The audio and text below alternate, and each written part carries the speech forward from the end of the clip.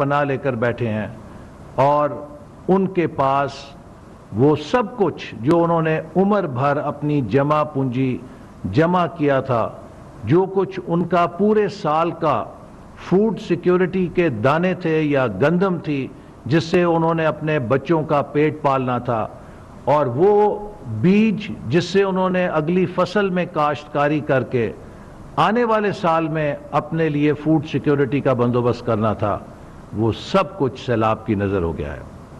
آج ان کیمپس کے اندر اور ان ڈسپلیسڈ ہمارے بہنوں اور بھائیوں کے جو پناہ گاہیں ہیں، اس میں جب آپ اپنی ان بیٹیوں اور بہنوں کو دیکھتے ہیں کہ جو بھوک اور اس تباہی کے نتیجے میں آنے والے چند دنوں میں بچوں کی پیدائش کے عمل سے بھی گزریں گی، لیکن ان کے پاس کوئی صحت کی خاطر خاص سہولت قریب نہیں ہے، اگرچہ اس کے لیے ہم کوشش کر رہے ہیں کہ زیادہ سے زیادہ موبائل کلینکس اور میٹرنٹی ہاسپٹلز بنائے جائیں۔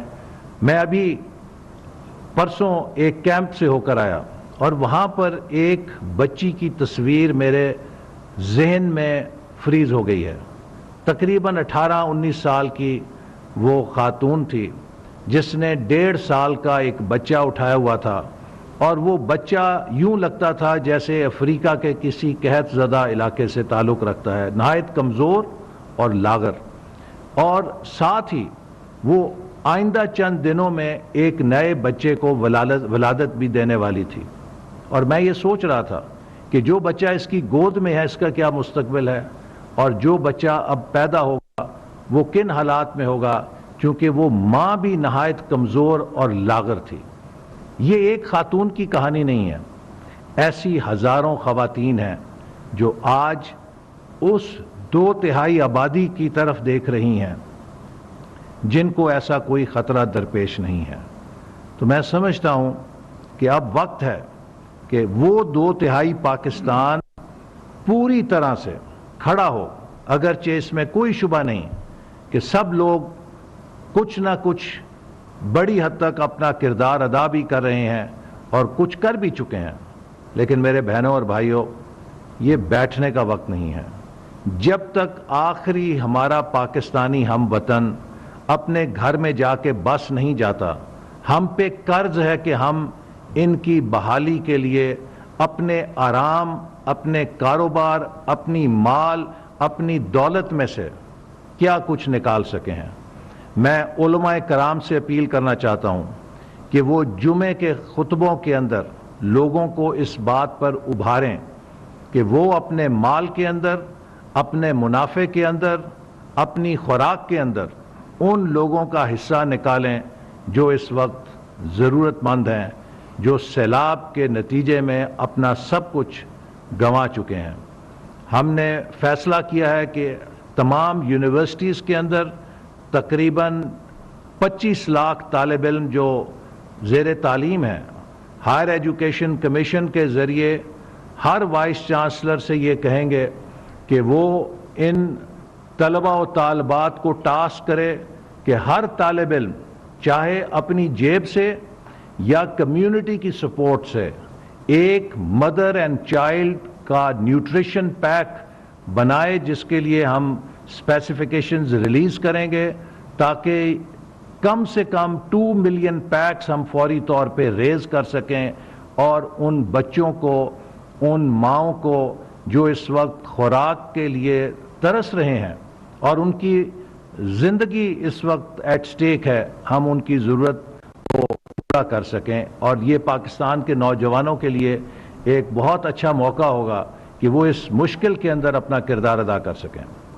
اسی طرح ہم نے یہ بھی فیصلہ کیا ہے کہ ہم صوبائی حکومتیں جو سیلاب سے تباہ نہیں ہوئی ہیں ان کے ذریعے مل کر ایک سسٹر ڈسٹرکٹ پروگرام شروع کر رہے ہیں، جس میں وہ بڑے بڑے اضلاع جن کے پاس انتظامی وسائل ہیں، جن کے پاس افرادی وسائل ہیں اور جن کی کمیونٹیز یہ وسائل رکھتی ہیں، وہ مدد کر سکتی ہیں ان سیلاب زدہ اضلاع کی۔ تو اڈاپٹ اے ڈسٹرکٹ پروگرام کے تحت ہم ہر جو ڈسٹریسڈ یا تباہ ہوا ضلع ہے اس کے ساتھ ایک ضلع پنجاب سے یا وہ کے پی سے یا دوسرے علاقوں سے جو ماشاءاللہ صحیح سلامت ہے اور جس کے پاس وسائل ہیں ان کو اٹیچ کر دیں گے، تاکہ جو اسلام کی صحیح سپرٹ ہے، کہ جو مواخات کی سپرٹ ہے، کہ ڈسٹرکٹ ٹو ڈسٹرکٹ یہ بانڈیج بنے، جس سے قومی ہم آہنگی بھی بنے گی، اور اس ضلع کے تمام انتظامی وسائل اور اس ضلع کے تمام ہیلتھ سیکٹر کے وسائل ہم 1 مہینے کے لیے وہاں کی انتظامیہ کے سپرد کر دیں گے تاکہ ان کو بیک اپ دیا جا سکے۔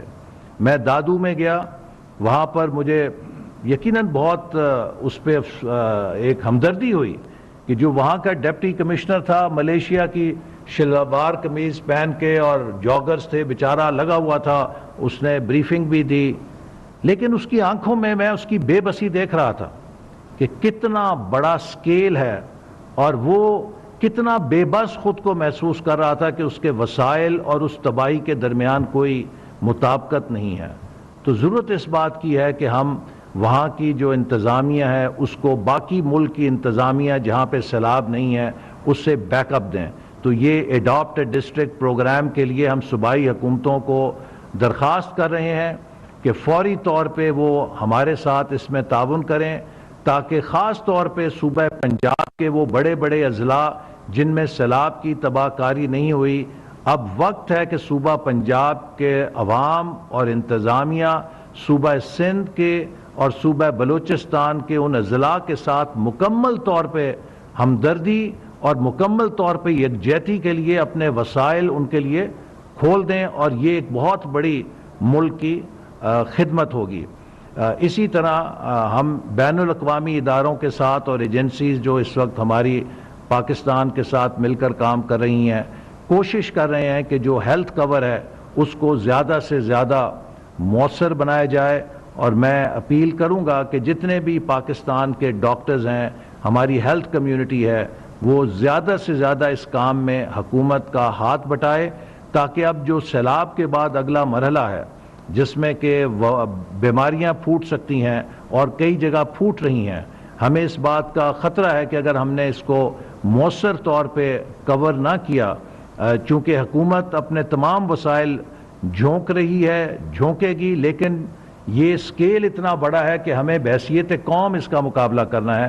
تو میں یہ بھی تمام میڈیکل پروفیشن سے تعلق رکھنے والے ہمارے جو بہن اور بھائی ہیں انہیں کہوں گا کہ وہ اس میں بڑھ چڑھ کر حصہ لیں، زیادہ سے زیادہ کیمپس لگائیں، تاکہ ہم اس بیماری کا بھی مقابلہ بہتر طور پہ کر سکیں۔ انہی الفاظ کے ساتھ میں ہمارے جو نیشنل ڈیزاسٹر مینجمنٹ اتھارٹی کے چیئرمین اور ہمارے national flood response coordination centre کے کوآرڈینیٹر ہیں، ان سے بھی کہوں گا کہ یہ اپنی اداروں کی جو کارروائیاں ہیں اور جو ریلیف اس وقت ہو رہا ہے اس کے بارے میں بھی بریف کریں۔ بہت شکریہ۔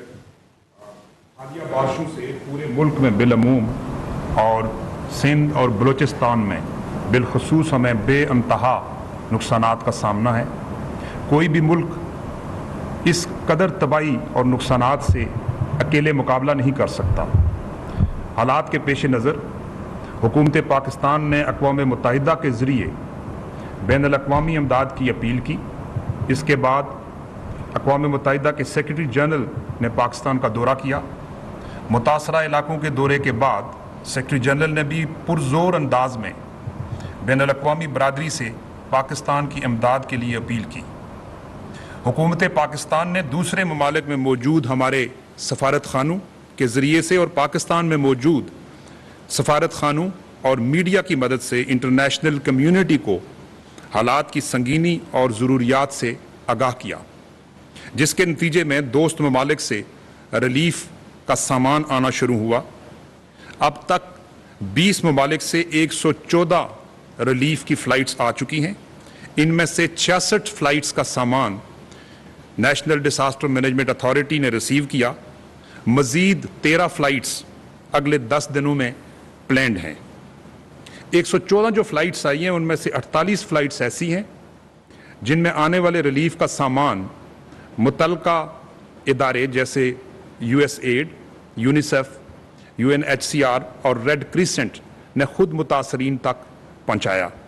اب تک آنے والی 66 فلائٹس میں سے 13 فلائٹس ترکیہ سے، 30 UAE سے، 5 چائنا سے، 4 عمان سے، 3 فلائٹس قطر سے اور ایک فلائٹ دیگر ممالک سے سامان لے کر آئی ہیں۔ میں یہ بھی بتاتا چلوں کہ ان فلائٹس میں سب فلائٹس سامان نہیں لے کر آتی، بلکہ کچھ فلائٹس ایسی بھی ہوتی ہیں جو صرف ڈیلیگیشنز لے کر آتی ہیں یا کچھ لاجسٹکس کے اکوپمنٹ پری ڈپلائمنٹ کے لیے لے کر آتے ہیں۔ ان فلائٹس میں ابھی تک آنے والے سامان میں 16,938 ٹینٹس، 3,000 ترپال، 37,000 کمبل، 11,000 فوڈ پیکس، 182 ٹن خشک راشن، 30 ٹن ادویات اور 58 کشتیاں شامل۔ ان فلائٹس کے علاوہ ترکیہ سے 2 ٹرین امدادی سامان لے کر دالبندین پہنچ چکی ہیں، جبکہ 6 اور ٹرینیں اس وقت راستے میں ہیں۔ ان ٹرینوں میں خیمے، کمبل اور راشن پیکس شامل ہیں۔ تاجکستان کی طرف سے 86 ٹرکوں پر مشتمل ایک کانوائے کل تورخم کے راستے پاکستان میں پہنچا۔ تاجکستان کی طرف سے بھجوائے گئے اس سامان میں خیمے، خوراک، کمبل، کچھ سیمنٹ اور چند ایک CGI شیٹس اور گھروں کے اندر جلانے والا کوئلہ شامل ہے۔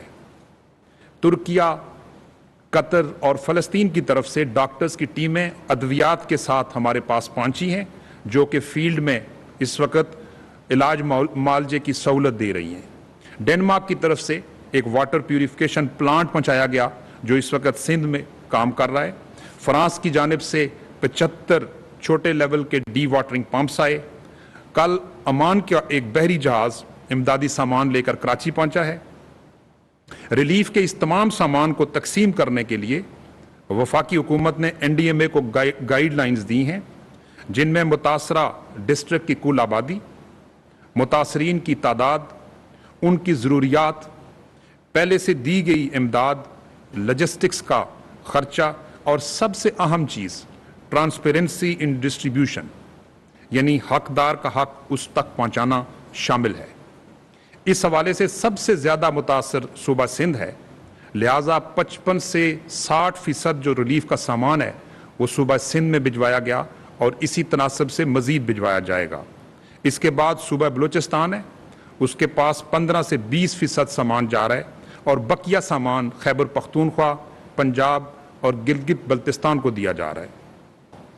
کسٹم کلیئرنس کے بعد یہ سامان افواج پاکستان کے حوالے کیا جاتا ہے، جو ضلع اور تحصیل کی سطح پر مقامی انتظامیہ کے ساتھ مل کر متاثرین تک یہ سامان تقسیم کرتے ہیں۔ تمام امدادی سامان کا ایک تفصیلی ریکارڈ رکھا جا رہا ہے۔ امدادی سامان کی یہ ترسیل میں سمجھتا ہوں کہ ایک بہت اہم ذمہ داری ہے۔ NDMA متعلقہ اداروں کے ساتھ مل کر اس اہم ذمہ داری کو بخوبی سر انجام دینے کے لیے دن رات کوشاں ہے۔ دوست ممالک سے ڈونیٹ کیے گئے سامان کے علاوہ NDMA خیمے، مچھردانیاں، ration packs, dewatering pumps اور پینے کا صاف پانی خرید کر افواج پاکستان کے ذریعے اور ڈیزاسٹر مینجمنٹ اتھارٹیز کے جو ریپس ہیں ان کے ذریعے متاثرہ علاقوں تک پہنچا رہا ہے۔ وفاقی حکومت، صوبائی حکومتیں، عوام اور ادارے مل کر اس آفت کا سامنا کر رہے ہیں۔ تمام تر وسائل بروئے کار لائے جا رہے ہیں، لیکن اس آفت کا سکیل اتنا بڑا ہے کہ متاثرین کو امداد کی مزید ضرورت ہے۔ جن چیزوں کی اشد ضرورت ہے ان میں خیمے، خوراک، خاص طور پر 5 سال سے کم عمر بچوں کے لیے خوراک، ادویات، health services, vaccines, field hospitals اور خاص طور پر آگے آنے والی سردیوں کے لیے کمبل، رضائیاں اور گرم کپڑوں کی انتہا کی بہت شدید ان کی جو ہے نا وہ ضرورت ہے۔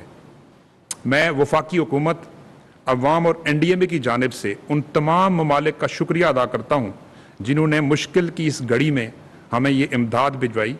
بلا شبہ اس امداد سے متاثرین کی پریشانیوں میں کمی واقع ہوئی۔ اس وقت متاثرین کو مزید امداد کی اشد ضرورت ہے، جس کا ذکر ابھی احسن اقبال صاحب نے بھی کیا ہے. اس لیے میں ملک میں رہنے والے تمام مخیر حضرات سے اور بیرون ملک مقیم تمام پاکستانیوں سے یہ اپیل کرتا ہوں کہ وہ دل کھول کر اپنے پاکستانی بہن بھائیوں اور بزرگوں کے لیے ریلیف کا سامان ڈونیٹ کریں. یاد رہے کہ آپ کی ایک چھوٹی سی ڈونیشن کسی کی زندگی بچا سکتی ہے. بہت شکریہ. شکریہ. سیلاب کی حالیہ تباہ کاریوں کے خلاف متحدہ حکومت عملی تشکیل دینے کے لیے وزیر اعظم پاکستان کے حکم پر NFRCC کے قیام 1 ستمبر کو عمل میں لایا گیا. یہ سینٹر سیلاب متاثرہ لوگوں کے لیے اور ان کی بحالی اور امداد کے لیے ون ونڈو آپریشن کر رہا ہے. اس کے ہمارے ساتھ تمام صوبے، وفاقی ادارے، افواج پاکستان اور یونائٹڈ نیشن ایجنسیز اور اس کے ساتھ ساتھ NGOز ہمارے ساتھ مل کے کام کر رہے ہیں. ہم یہ کوشش کر رہے ہیں کہ تمام ادارے مل کر اس بہت بڑی مصیبت کے خلاف کام کر سکیں اور ہم ان کا عمل اس عمل میں بہتر کوآرڈینیشن کے ذریعے تمام لوگوں تک پہنچ سکیں. یقیناً ہم تمام تک شاید اب تک نہیں پہنچ پائے، لیکن ہماری کوشش ابھی بھی جاری ہے. روزانہ کی بنیاد پر ہم تمام ڈسٹرکٹ کمشنرز، ACs اور پروونشل گورنمنٹس کے ریپس کے ساتھ بات چیت کرتے ہیں. اس میں کچھ کام ہم کر چکے ہیں اور کچھ کاموں پہ ابھی بھی بہت اور وقت چاہیے. اس میں سب سے پہلی چیز جو ہے متاثرہ سڑکیں اور ریل کی بحالی اور پلوں کی تعمیر ہے. بلوچستان پروونس جو آج سے 1 مہینہ پہلے کوئی بھی نیشنل ہائی وے نہیں چل رہی تھی، اس وقت تمام کنیکٹیوٹی بحال ہو چکی ہے. ML1 جو پاکستان کی مین ریلوے لائن ہے، اس پہ حالانکہ 2 جگہوں پر 8 سے 10 انچ پانی کھڑا ہے، اس کے باوجود اس کے اوپر ریل گاڑی چل رہی ہے. پیسنجر ٹریفک بھی بہت ویری سون بحال ہو جائے گی. اس کے ساتھ ساتھ متاثرہ علاقوں میں خصوصی طور پر اور ملک میں عمومی طور پر خوراک کی فراہمی کو یقینی بنا رہے ہیں. اس میں آپ کو بتاتا چلوں کہ پاکستان میں اس وقت جو گندم کے سٹاکس ہیں وہ وافر مقدار میں موجود ہیں. پچھلے سال آج ہی کے دن پاکستان میں 6.1 ملین ٹنز گندم تھی. آج کے دن ہمارے پاس 7 ملین ٹن گندم موجود ہے اور 1 اور ملین ٹن آ رہی ہے. تو گندم کی کوئی شارٹیج نہیں ہے اور نہ شارٹیج ہونے کا کوئی سوال ہے. ہم نے اس سیلاب سے متاثرہ علاقوں میں یہ بھی چیک کیا ہے کہ پاسکو، سندھ گورنمنٹ اور بلوچستان گورنمنٹ کے جو سائلوز بنے ہوئے تھے وہاں گندم کے کیا حالات ہیں. تو اس میں لاسز ویری نامنل، بہت ہی تھوڑے، کئی جگہوں پر 3% اور زیادہ تر جگہوں پر اس سے بھی کم لاسز ہیں، جس سے ہمیں یقین ہے کہ ہمیں گندم پہنچانے اور آٹا لوگوں تک پہنچانے میں مسائل نہیں ہوں گے. اس میں جو لوگ ہورڈنگ یا اس کی قیمتیں بڑھا رہے ہیں، کارٹلائزیشن کر رہے ہیں، ان کے خلاف بھی حکومت ایکشن کرے گی، کیونکہ ہمارے پاس اس قسم کی تمام اجناس، غذائی اجناس کی وافر مقدار موجود ہے، خاص کر گندم. اس کے ساتھ ساتھ ایک اور چیز جس پہ ہمیں بہت سیریسلی کام کر رہے ہیں وہ ہے کہ ہم یہ چاہتے ہیں کہ گندم کی فصل جس نے اکتوبر میں لگنا ہے وہ ہم لگا سکیں سندھ کے اندر. اس میں پانی کی نکاسی جاری ہے بہت ساری جگہوں پہ. ہمارا یہ خیال ہے کہ سندھ کا زیادہ تر حصہ گندم کے قابل ہو جائے گا. ان علاقوں کے لیے ہم سیڈ بھی پروکیور کریں گے. انٹرنیشنل کمیونٹی سے بھی درخواست کی جائے گی کہ وہ ہمیں ان علاقوں میں گندم اگانے کے لیے سیڈ پرووائڈ کریں. ہمارے پاس اس وقت سیڈ کی تھوڑی سی شارٹیج ہے جو انشاءاللہ جب گندم لگے گی تو پوری ہو جائے گی. اس کے ساتھ ساتھ جن علاقوں میں پانی ہوگا ان میں ہم کوشش کریں گے کہ سورج مکھی کی سیڈ پرووائڈ کی جائے، لوگوں کو سورج مکھی کا بیج دیا جائے تاکہ ان علاقوں میں یہ فصل لگ سکے. اس سے بھی پاکستان کو کافی فائدہ ہوگا. متاثرہ علاقوں میں صحت پر خصوصی توجہ دی جا رہی ہے. ملیریا اور اس سے دوسری جو بیماریاں ہیں اس کے خلاف بھی کام کر رہے ہیں.